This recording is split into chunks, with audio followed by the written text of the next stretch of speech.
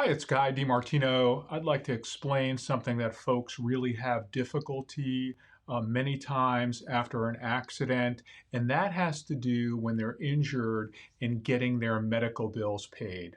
Many folks are scared of their own auto insurance company, and they always come in and they say, well, I wasn't at fault for the accident, so I don't want my insurance rates to go up, so I am not going to bring a claim against my own insurance company.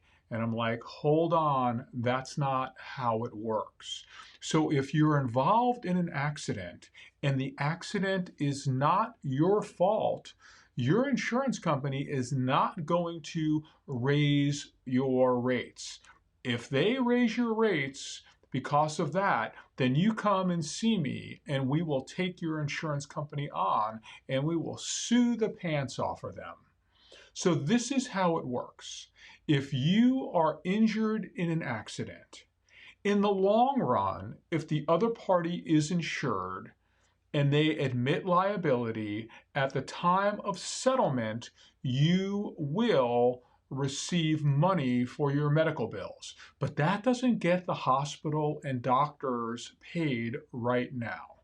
So there is a hierarchy or a primacy in who's going to pay your medical bills. The first is if you have medical payments coverage under your auto insurance, then that is primary. Some folks have $1,000, some folks have $5,000, some folks have $10,000. Now that medical payments covered pays for medical expenses regardless of fault. And it also will pay your medical expenses if you are a passenger in somebody else's vehicle and they have medical payments coverage. That is your first source of payment. It's either if you are driving in a friend's car and you're hit and you are injured and they have medical payments coverage, then first it'll be their med pay that is billed.